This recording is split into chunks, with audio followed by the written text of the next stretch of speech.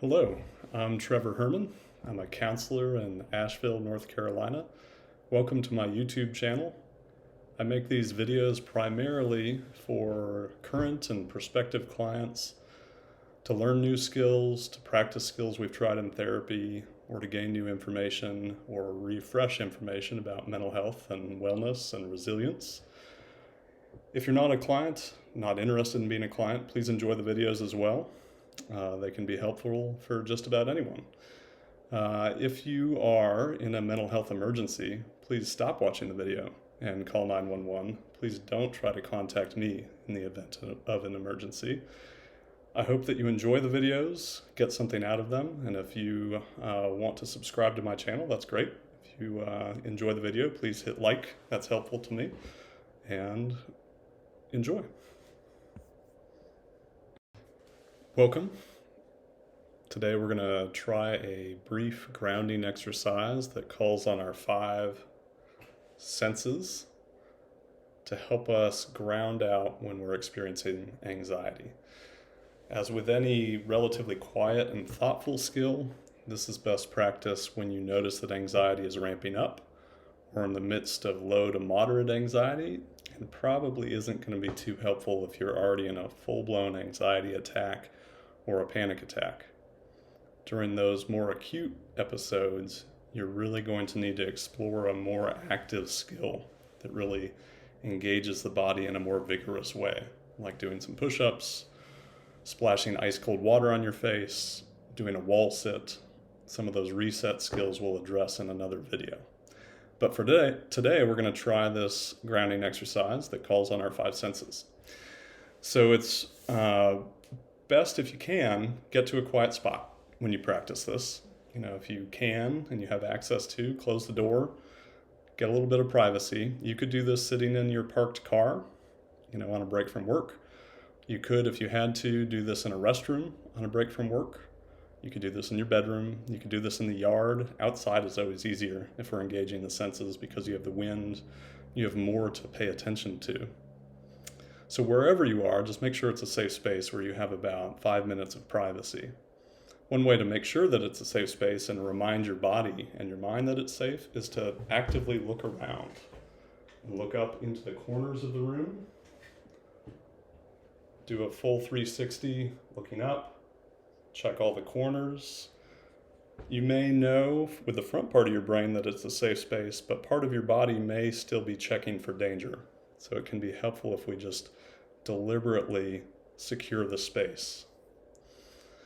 So really all we're doing with this exercise is noting things in our space that engage our senses. So we're going to start with vision, and we're going to just pick out some criteria that we're looking for.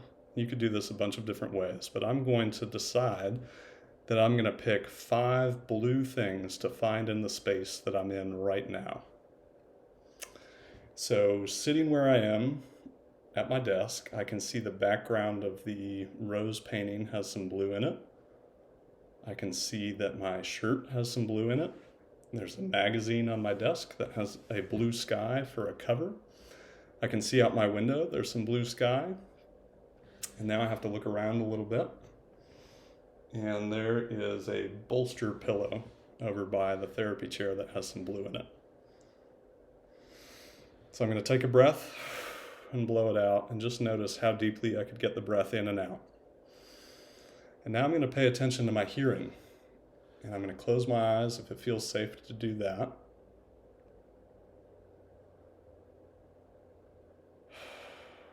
I can hear the noise machine that I have keeping my office private.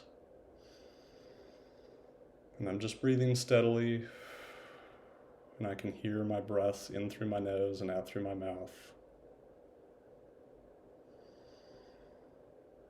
Sitting quietly, I can hear my heart beating. So that's 3. Of course, I'm talking, so I can hear my voice. So that's 4. So we did 5 things you can see, 4 things that you can hear. Now we're going to focus on our sense of touch. Again, we're going to close our eyes if it feels safe to do that. And pay attention to the body experiencing the world.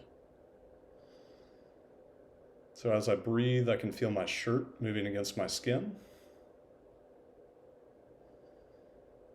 I can feel the pressure of the floor pushing back against the bottoms of my feet. I can feel my fingers clasped together on my knees. So that's 3 things that I can touch. And now we're going to move on to taste. We're going to take a breath, blow it out, and just notice again how far down into our diaphragm did we get it. If we're pretty anxious, we may still be breathing up here. If we're starting to calm down, we may notice that our breath is getting deeper into our belly. And we're just noticing and being curious about it. So I'm going to close my eyes again if it feels safe. I'm going to close my mouth and kind of rub my tongue around my mouth, around my teeth. And just notice what I can taste. So I had a cough drop a while ago. I can still taste the residue of that. And after lunch, I had some chocolate chips as a small treat, so I can still taste a little bit of that left over. So 2 things that I can taste. And take another breath and just notice, am I still breathing up here, or is it moving further down into my diaphragm as I calm myself back down? And now I'm going to focus on my sense of smell. So again, it's helpful if it feels safe to close my eyes.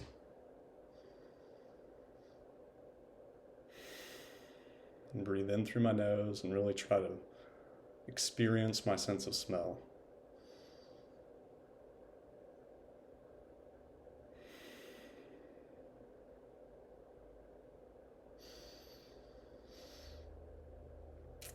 I have to admit, I don't have a very acute sense of smell, and I have a ear infection, which is also just messing up my whole sensory array. So the only thing I can smell right now is just a faint tinge of the cleaning products used in my office. So now I'm going to take another breath and just notice how far down into my belly I can get it or not. If I notice that I'm really still breathing up here, I have some choices. One thing to do, I could get up, I could stand up, and in the same space, I could try going through the same exercise again, noticing different things if possible. Even better might be to walk to a separate space, to take a little walk, just notice your footsteps, pay attention as you go, try to pay attention to your breathing as you walk, and try the exercise in a different space, preferably outside, where you feel more sensation, like the sun on your skin and the breeze across your hair, and you have more input to work with. If that's still not working, you're probably going to need to move on to a more physically vigorous activity, like I mentioned at the start of the video. Some options that we'll go over in other videos: drinking some ice cold water, splashing cold water on your face or on the back of your neck, doing a wall sit until your legs are getting all quivery, doing some push-ups until it feels like your arms are spaghetti.